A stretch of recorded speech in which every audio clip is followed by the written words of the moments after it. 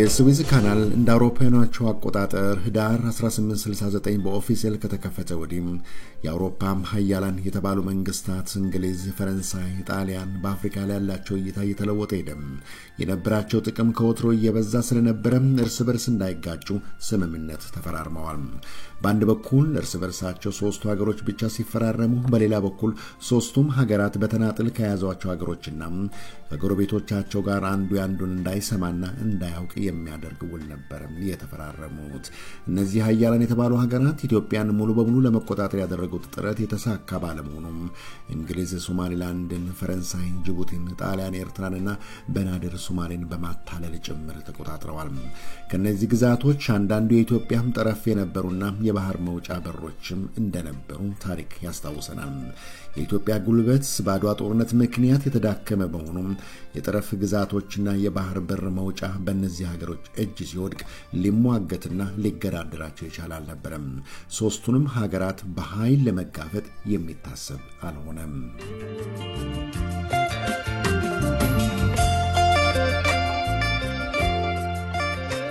የኢትዮጵያ መንግስታት በወቅቱ እነዚህን ሀያላን የአውሮፓ መንግስታት የለም ጠረፍና የባህር መውጫ መንገዶችን ማትይዙም ብሎ እንዲጋፈጥ ቢፈለግ በምዕራብ ከሱዳን መሐዲስቶች፣ ከሰሜን ከጣሊያን ጋር፣ በምስራቅ ከእንግሊዝና ከፈረንሳይ፣ በደቡብ መልሶ ጣሊያን ጋር በኃይል መገዳደር ሊገባው ነው።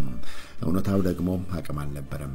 ያለው አማራጭ የኢትዮጵያን የጠረፍ አካባቢዎችና የባህር በር መውጫ አካባቢዎችን ሳይወዱ በግድ መልቀቅ ሆነ።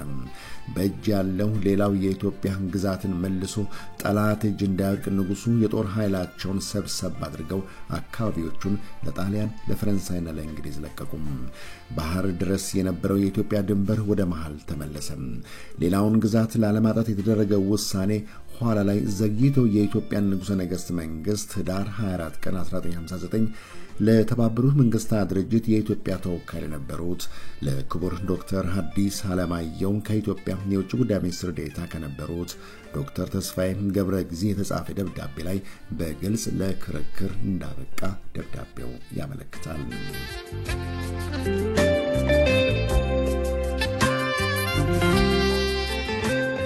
በእርግጥ በ1891 አጼ ምኒልክ የፈረንሳይ የጣሊያንና የእንግሊዝ መንግስታት የኢትዮጵያን ጠረፎችና የባህር መውጫ በሮችን አለህግ በመያዛቸው እንዲለቁ የተማጽኖ ደብዳቤ ለአውሮፓ መንግስታት ጽፈዋል። ተማጽኗቸው ግን ብዙ ሰሚ ያገኝ አልነበረም። በጉልበት መልሰው ለማስከበር ከጦር አመራሮቻቸው ጋር ቢመክሩም ሁለት ስጋት በምክራቸው ላይ ተገልጿል። አንዱም አሁን ያለን ኃይል የተበታተነና የተዳከመ በመሆኑም ሶስቱን ሀገራት በአንድ ጊዜ ለመቋቋም አቅም እንደሌላቸው መዝነዋል። በድፍረት ቢሄዱም ሶስቱንም ሀያላን የአውሮፓ ሀገራት መጋፈጥ ሊያስከትል የሚችለው ውጤት የተቀረውን የኢትዮጵያ ግዛት ማጣት ሊሆን እንደሚችልም ገምግመዋል። ፈጽሞ እንዳይተውት እነዚህ ሀገራት ከጠረፍ አልፈው እየገፉ ወደ መሃል አገር ቢመጡም ያላቸው ኃይል የተመናመነ ስለነበረ ያለውን ኃይል በማሳጣት ኢትዮጵያ መልሰው ሊያጡ እንደሆነም ገምተዋል። ሁለቱም አማራጮች አልወሰዷቸውም፣ አልደፈሩም። ይልቁን ስልታቸው ወደ መነጋገር አመራም። ዓለም አቀፍ ስምምነቶችን ኃይል ያስቀራል በሚል ይመስላል ስምምነቶችን ወደ መፈራረም የግድ ወደሚልበት ሁኔታ ላይ ሲገቡም አንዳንዱ ስምምነት የበዛ ታሪካዊ ግድፈትን ማስከተሉ ግን አልቀረም። ወደ ኋላ ላይ መለስ ብለን ለማየት እንሞክራለን።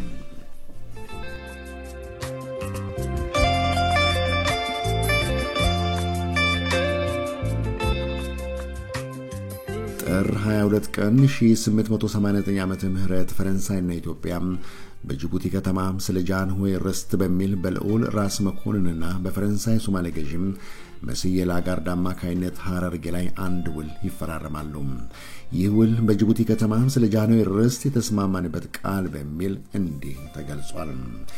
የጅቡቲም የፈረንሳይ በር ለኢትዮጵያ መንግስት ንግድ መውጫ በር ስለሆነ በቅርቡ አንድ ሰፊ ቦታ የጃንሆይ ሰዎች እንዳይጉላሉና እንዳይቸገሩ ይሰጣቸዋል። ይህ ቦታ ለጃንሆይ ንጉሠ ነገሥት ምኒልክ ለራስዎና ከዚያ በኋላ ለሚመጡት ትውልዶች ሁሉ ወራሾች ሆነው እንዲቀጥሉበት የጸና ይሆናል። ጅቡቲም የኢትዮጵያ የንግድ በር ብቻ ሳይሆን የኢትዮጵያ መንግስት ኦፊሻላዊ በር መሆኗን ፈረንሳይ ትቀበላለች። ማንኛውም የህግጋት ጉዳይ ቢኖር በኢትዮጵያ ዳኛ ይዳኛል። ኢትዮጵያ በማንኛውም መንገድ ቀረጥ አትከፍልም፣ ፈረንሳይም ቀረጥ አትከፍልም። ጦር መሳሪያ ሸቀጥም ካለከልካይ ምንም ነገር እንዲያስገቡ ይስማማሉ ይላል። በሌሎች አንቀጾቹ ላይ በወቅቱ የጅቡቲ ስፋት 11000 ኪሎ ሜትር መሆኑን ፈረንሳይ ያዘችው ደግሞ ከ3000 እስከ 4000 ካሬ ኪሎ ሜትር ብቻ መሆኑን ይሄውም ባህሩን እየተከተለ ከባህር ዳር አንስቶ ወደ ውስጥ ከ5 እስከ 15 ኪሎ ሜትር ቦታ እንዲይዙ ከጅቡቲ ጀርባ የሚገኘው የደናክል በረሃም የአገሩን ጸጥታ እንዲያስከብር የአጼ ምኒልክ ጦር የሰፈረበት ስለመሆኑም ይገልጻል። ፈረንሳዮች ውሉን ከፈረሙ በኋላ አልተዋጠላቸውም። ከ5 እስከ 15 ኪሎ ሜትር ከባህር ገባ ብሎ የሚለው የክብር ጉዳይ ሆነባቸው ከፈረሙ በኋላ ከ50 እስከ 75 ኪሎ ሜትር ይሁን የሚል ክርክር ያነሳሉ። የኢትዮጵያ ፈራሚ የሆኑት ልዑል ራስ መኮንን ግንቦት 6 ቀን 1889 ዓ.ም አጼ ምኒልክ ለፈረንሳዩ ፕሬዝዳንት ካዲክ ሃርኖ የጻፉትን ደብዳቤ በማስታወስ ግዛታችን እኮ የወሰኑ መስመር ከአምቦሳ አንስቶ የሰል ባህርን ጨምሮ የጥንቱን ዜጋችንን የመሐመድ ሐንፍሬን ግዛት ሁሉ ይዞ በባህር ዳር በሙሉ ያለው ግዛታችን መሆኑን ተስማምታችሁ ፈርማችኋል አሉ። ጥያቄያችሁም ከዘገየ በኋላ ለተነሳ ከሆነ ምላሽ የለንም በሚል ለፈረንሳይ ፈራሚ ለላጋርድ ይገልጹለታል። ይህም ብቻ አይደለም፣ ፈረንሳይ ከጅቡቲ ግዛት ቆርጣ ለአንድም የውጭ መንግስታት ላለመስጠትና ፈረንሳይ ግዛቱን ለቆ ሲሄድም የያዘውን ግዛት በሙሉ ለኢትዮጵያ መልሶ ለማስረከብም ተፈራርመዋል። በዚህ ውል በአንቀጾች ላይ ለፈረንሳዮች ግን ደስተኛ ያልሆኑባቸው ጉዳዮች አሉ። አንቀጽ በአንቀጽ በሂደት እያሻሻሉ እንደገና ደግሞ መጋቢት 12 ቀን 1889 አዲስ አበባ ላይ አጼ ምኒልክና መስዬ ላጋርድ በድጋሚ ፈርመው አጸኑት። ፈረንሳይም ኢትዮጵያን በዚህ ጉዳይ ላይ ጽኑ አቋም እንዳላቸው ዓለም አቀፍ ሕግም እንዲሆን አድርገው አስቀመጡት። የኢትዮጵያ የመጨረሻው ድንበርም የባህር በር መሆኑንም እንዲሁ በዚሁ ስምምነት ላይ ተገልጿል።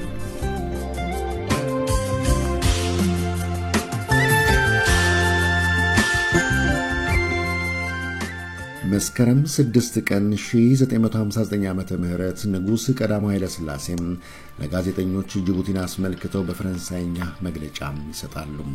5 ዋና ዋና መልእክቶች ያሉት መግለጫ አንደኛም ጅቡቲ ከጥንት ጀምሮ የኢትዮጵያ አካልና ግዛት መሆኗን፣ በስትራቴጂና በጂኦግራፊ አቀማመጥ ከኢትዮጵያ ጋር የተያያዘች መሆኗን፣ ለኢትዮጵያ አስፈላጊ ስለመሆኗ በጅቡቲ የሚኖሩ ህዝብም ከኢትዮጵያ ጋር በጥቅም የተሳሰረና ያለ ኢትዮጵያ ለመኖር የማይችል መሆኑን፣ የጅቡቲ ህዝብ በዘር ኢትዮጵያዊ መሆኑን፣ የጅቡቲ ህዝብ ስለ ነጻነትና ስለ ጥቅሙ ራሱን በራሱ መወሰን ያለበት መሆኑን አስታወቁ። ጅቡቲም በእርግጥ በረሃና ምንም አይነት የተፈጥሮ ሀብት የሌላት መሆኑ ይታወቃል። የነዋሪው ህልውና ሊቀጥል የሚችለው ከኢትዮጵያ በሚገኝ ሀብት ብቻ መሆኑን ይታመናል። ጅቡቲን የተቆጣጠረው ፈረንሳይ ከአዲስ አበባ ጅቡቲ የባቡር ሀዲድ እንዲዘረጋ ያደረገው ከኢትዮጵያ ወይም ለኢትዮጵያ አስቦ ሳይሆን የጅቡቲ ህልውና ከኢትዮጵያ በሚመጣ ሀብት ላይ ተንጠለጠለ በመሆኑ ከኢትዮጵያ ጋር በመስማማት የባቡር ሀዲዱን እንዲዘረጋ ተደርጓል። በጅቡቲ በር የሚገባው ሆነ የሚወጣው ማንኛውም ዕቃም ከኢትዮጵያ በዚሁ ሀዲድ ብቻ የሚተላለፍ ሆነ። የጅቡቲ ኢኮኖሚ ሙሉ በሙሉ ጥገኝነቱ በኢትዮጵያ ላይ ነው። ለዕለት ምግብ የሚመረተው አትክልትና ፍራፍሬ፣ የሚጠጣ ውሃም ቢሆን ምንጩ ከኢትዮጵያ ነው። ኢትዮጵያ ይህን ትስስር አጠናክራ የቀጠለችው ጅቡቲ የኢትዮጵያ አካል ከመሆኗም በላይ ትስስሩ ጠንካራ በመሆኑ የባቡር ሀዲዱ እንዲዘረጋም የተፈቀደው ለዚሁ ነበር። ለባቡር መስመር ግንባታና ጥገና ኢትዮጵያ የምታወጣው ወጪ ጅቡቲ ላይ ያላትን ፍላጎት አመላካች ነበር። በ1959 ኢትዮጵያና ፈረንሳይ ጅቡቲ ላይ በተፈራረመው ስምምነት መሰረት ጅቡቲ በፈረንሳይ ቅኝ ግዛት ስር ብትሆንም ኢትዮጵያ ልዩ መብት ይሰጣት እንደነበርም ያመለክታል። ሶማሊያም በአንጻሩ በጅቡቲ ላይ ፍላጎት ቢኖራትም አንድ ሞቅ ሌላ ጊዜ ቀዝቀዛ የሆነ ባህሪ ያለው ነው። ኢትዮጵያም ጅቡቲን ያስታወሰችው ከቅርብ ጊዜ ወዲህ ነው በሚል በተባበሩት መንግስታት ድርጅት የሶማሊያ ተወካዮች ሲከራከሩም ይህን ጥንታዊ ግንኙነት ሊሰሙ የሚችሉበት ጆሮአቸውን ግን ደፍነው ነበር።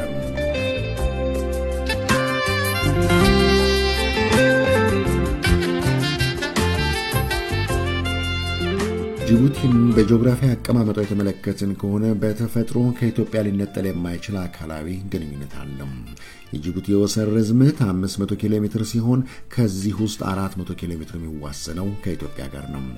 በወቅቱ ኢትዮጵያ በኤርትራ ባህር የምጽዋና የአሰብ የባህር ወደቦች የነበሯት መሆኑ ቢታወቅም እነዚህ ወደቦች ካለ ጅቡቲ የተሟሉ ሊሆኑ አይችሉም በሚል የንጉሠ ነገሥቱ መንግስት በተባበሩት መንግስታት ድርጅት ስብሰባዎች ላይ በተከታታይ ይከራከር እንደነበረ ሰነዶች ያስረዳሉ።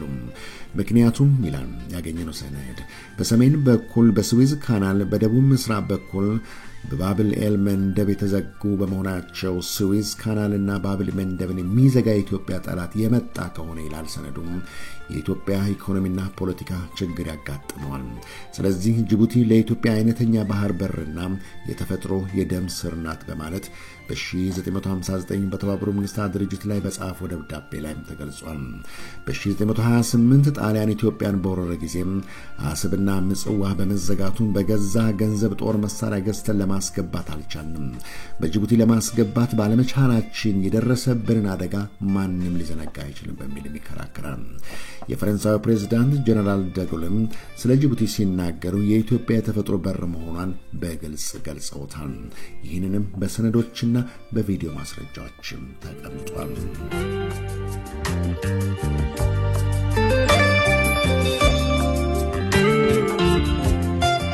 የቅኝ ግዛት እየተዳከመ በሄደ ዘመን የጅቡቲ ጉዳይ ከኢትዮጵያ ጋር ሌላ ባላንጣው ነው የቀረበው የሶማሊያ መንግስት ነበር። የመስፋፋት ባህሪ የነበረው የሞቃዲሾ መንግስት ጅቡቲ ላይ አይኑን ከተከለ ዘመናት ቢያልፉም የጅቡቲን ዕጣ ፈንታ ለመወሰን ህዝበ ውሳኔ እንዲደረግ ዋናው ገፊ ሶማሊያ ነበር። ኢትዮጵያ የራስ ዕድልን በራስ የመወሰን ጥያቄ መርሁን የምትቀበለውና ቀርባለች። ጅቡቲ ላይ በዚህ ረገድ ተቃውሞ የለኝም የሚል ምላሽም ለተባበሩት መንግስታት ድርጅት ጉባኤ አቀርበዋል። እንዲሁም ይላል ነገር ግን የራስን ዕድል በራስ መወሰን ህዝቡ ራሱ ጥቅሙን አውቆ እንዲወስን በአገሩ ተወላጅ ብቻ የሚከናወን ከሆነ እንቀበላለን ማሰሪያው።